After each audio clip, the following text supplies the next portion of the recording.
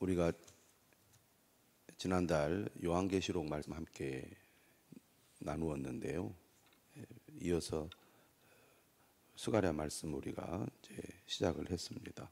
요한계시록과 스가랴 말씀이 좀 비슷하죠. 오늘 본문 특별히 8가지 이제 환상을 스가랴 선지자가 보게 되는데 그 가운데 2가지 환상을 보고 이야기하고 있습니다. 요한계시록과 스가랴 2 말씀이 환상 가운데 보여주신 또 하나님의 말씀을 전하는 것이기 때문에 서로 연결이 되고 있고 또 우리가 접근하고 이해하는 데 도움이 되는 것 같습니다. 스가랴 선지자는 바벨론에서 포로 생활을 하다가 돌아온 유다 백성들이 성전을 재건하다가 중도에 어려움을 겪고 좀 절망 가운데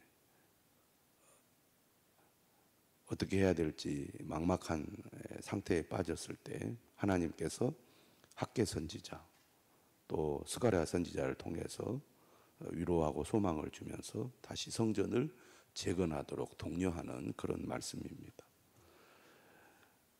포로에서 돌아온 지 16년이 지났는데 성전 재건 공사가 주변 이 나라의 방해와 또 내부의 무관심으로 인해서 지지부진한 그런 상황이었습니다. 이때 이제 스가랴 선지자가 8가지 환상을 보게 됩니다.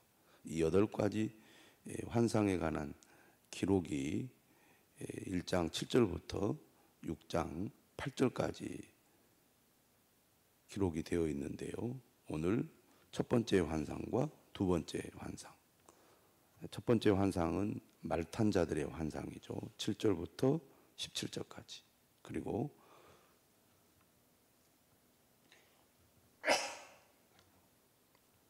네 대장장이 환상이 18절부터 21절까지 오늘 기록이 되어 있습니다.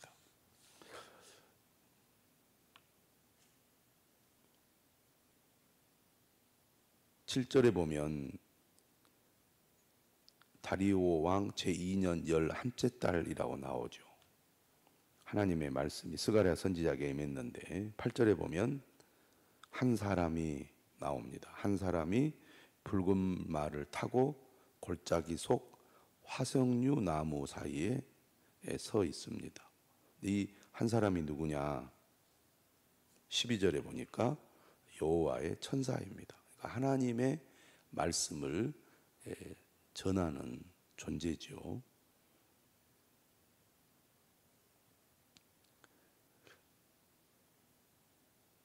화석류 나무는 우리가 익숙하지 않은데 성경에는 여러 차례 등장을 합니다. 이 화석류 나무는 관목입니다.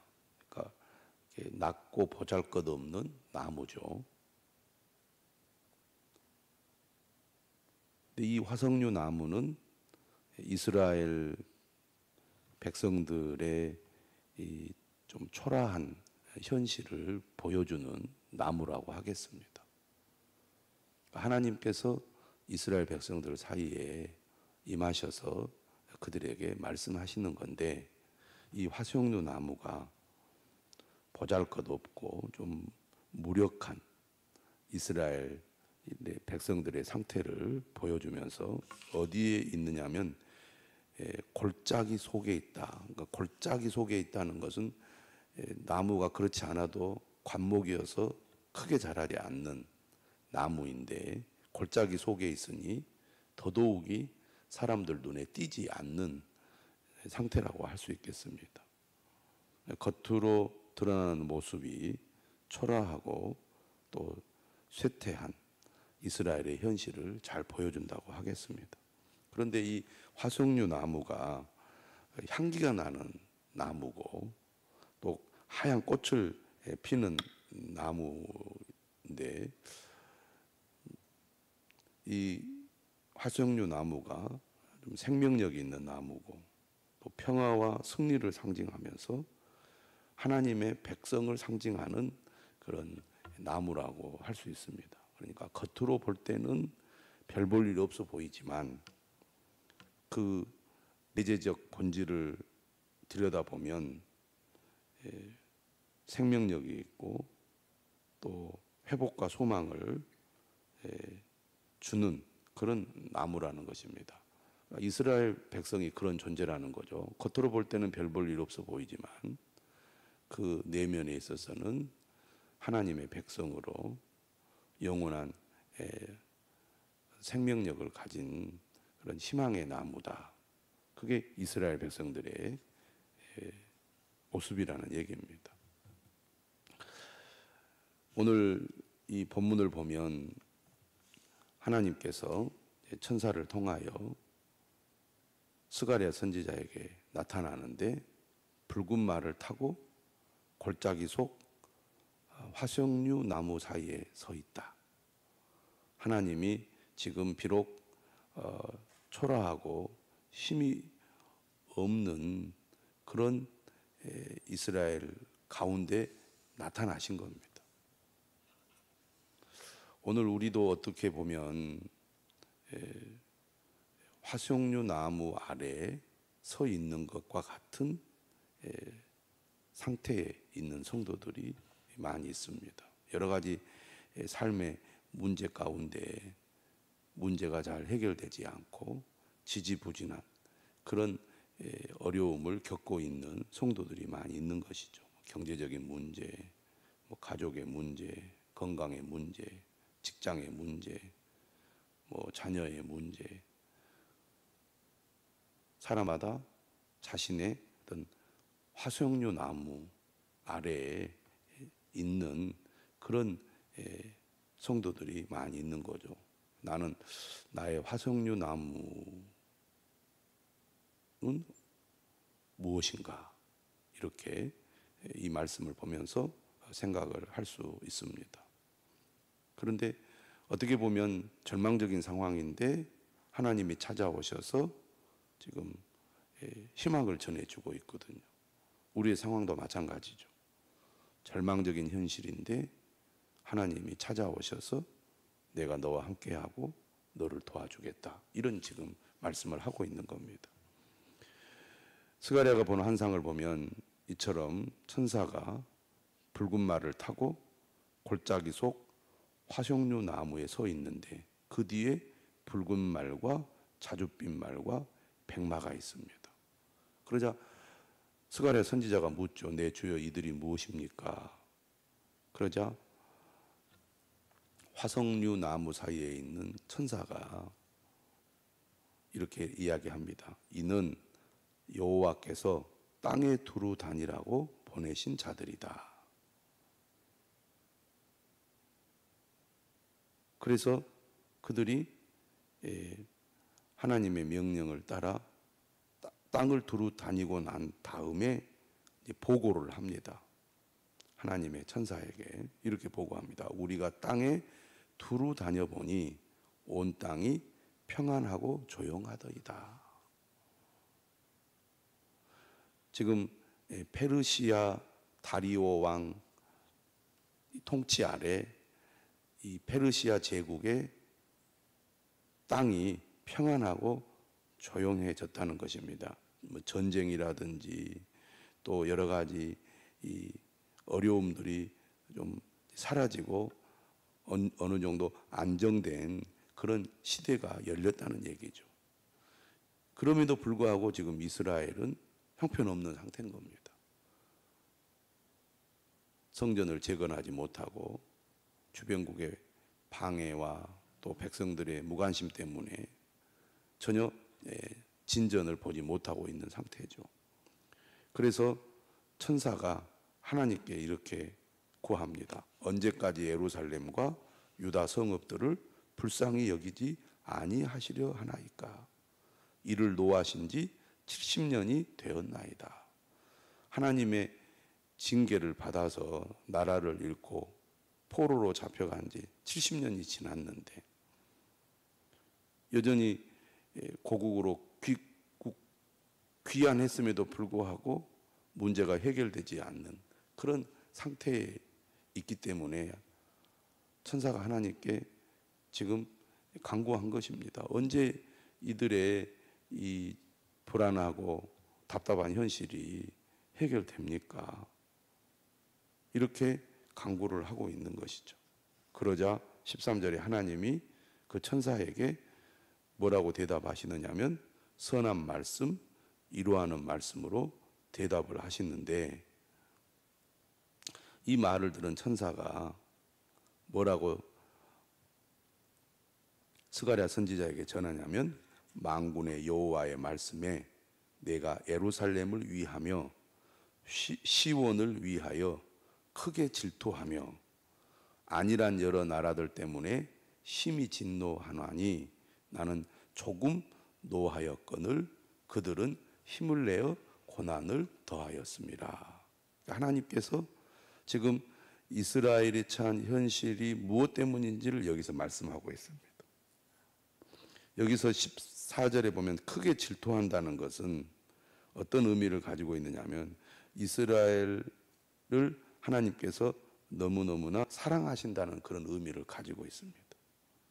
그러니까 이스라엘 백성들을 사랑하시기 때문에 그들이 잘못된 길로 간 것에 대해서 하나님이 진노하셨거든요. 그래서 주변 나라를 통해서 그의 백성들을 하나님이 심판하신 겁니다. 그런데 하나님의 심판의 도구인 이 주변 나라들이 하나님의 뜻을 오히려 넘어서서 더 악을 행했다. 하나님의 백성을 정신 차리라고 징계하기 위해서 주변 나라를 도구로 썼더니 그들의 역할을 오히려 남용해서 이스라엘 백성들을 더 심하게 고통을 줬다, 그런 얘기입니다. 그래서 하나님께서는 어떻게 할 것이라고 말하느냐 하면 이제 이 이스라엘 백성들을 하나님께서 회복시켜 주시겠다. 그게 이제 16절에 나옵니다. 내가 불쌍히 여김으로 예루살렘에 돌아왔은즉 내 집이 그 가운데 건축되리니 예루살렘 위에 먹물이 처지리라. 이스라엘 백성들이 너무 고통을 겪으니까 불쌍히 여기는 마음이 생겨서 예루살렘을 떠나셨던 하나님이 다시 예루살렘에 돌아왔다는 겁니다. 다시 말하면 이스라엘 백성들과 함께 하시겠다고 하나님이 결단하신 거죠. 그래서 이들이 다시 성전을 건축할 수 있도록 하시겠다, 이런 말씀입니다. 그러니까 성전 재건이 시작되자마자 중단된 지 한 16년 정도가 흘렀는데 그 성전 건축이 다시 시작될 수 있게 하겠다는 약속인 거죠.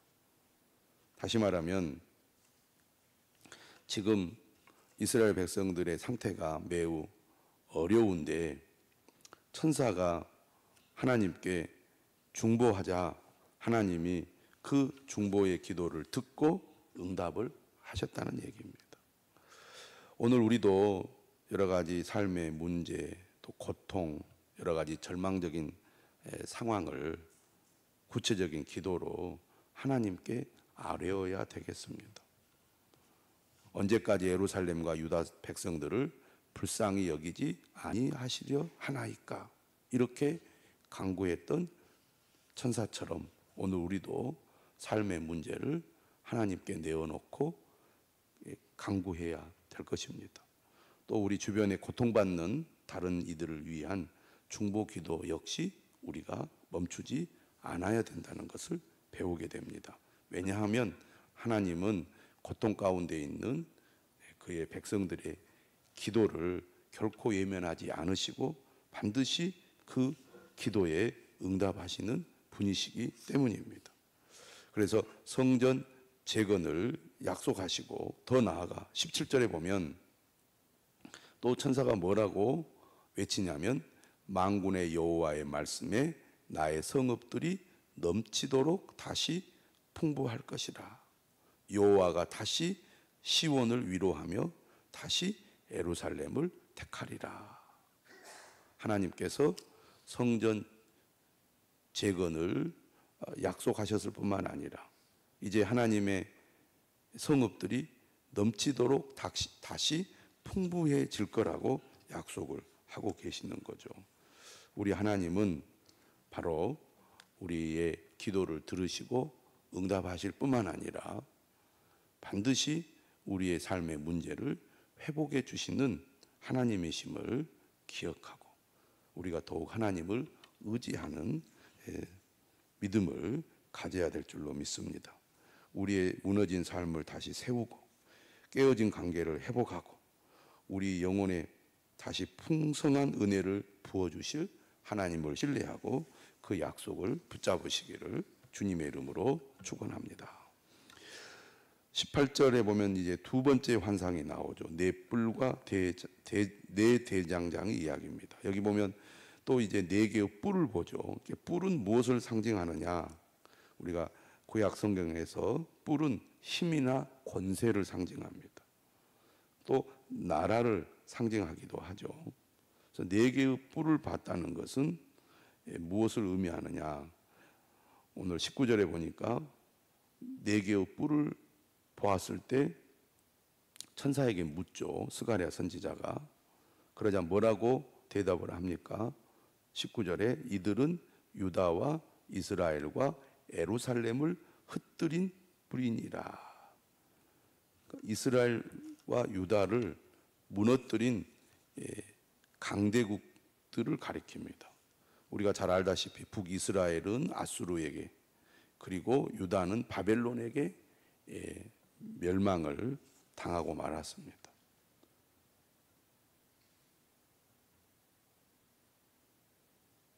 그래서 네 개의 뿔이라는 것은 뭘 의미하느냐?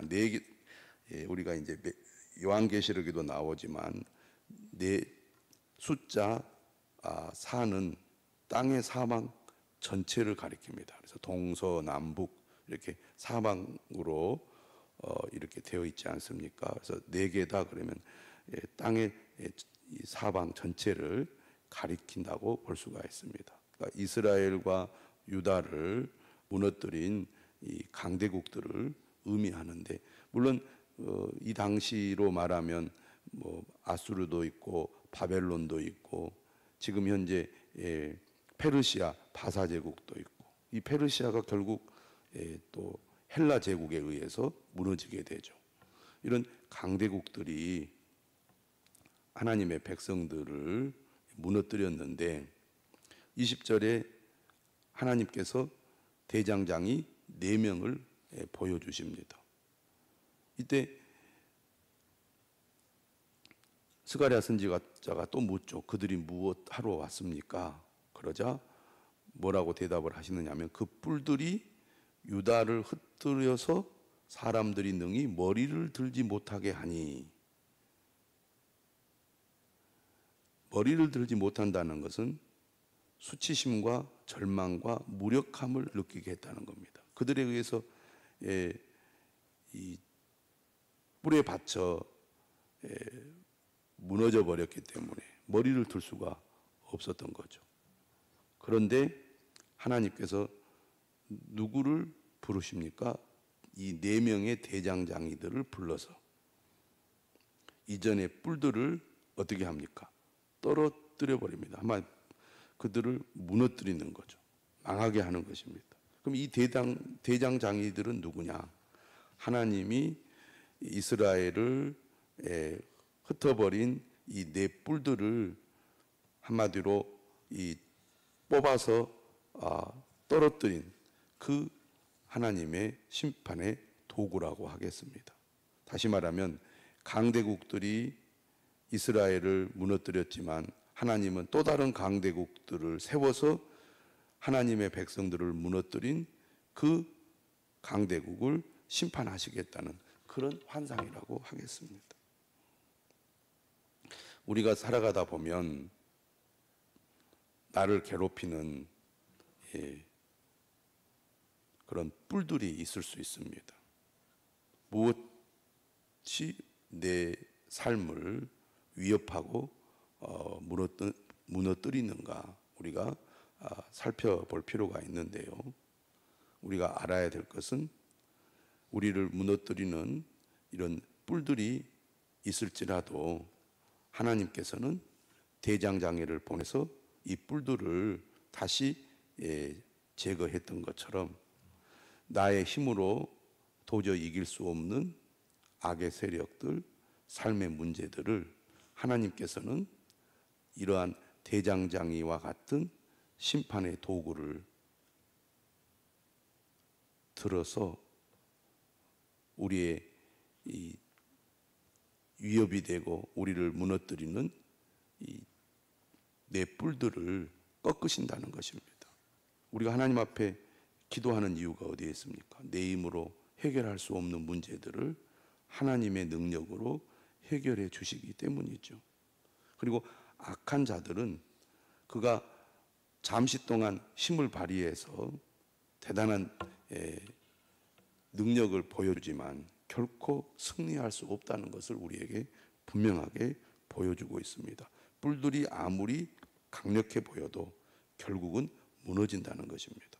세상의 불의와 악이 잠시 힘을 얻는 것처럼 보여도 그들의 승리는 영원하지 않다는 것입니다. 하나님께서 반드시 심판하시고 정의를 세우실 것이기 때문입니다.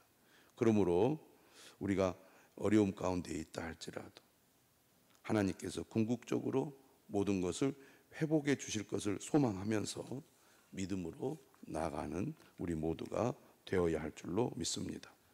결코 우리를 버리지 않고 떠나지 않고 우리를 붙들어 주시며 우리의 기도를 들으실 뿐만 아니라 우리를 온전히 회복하고 승리하게 하실 하나님을 기대하고 기도하는 이 아침이 되시기를 주님의 이름으로 축복합니다.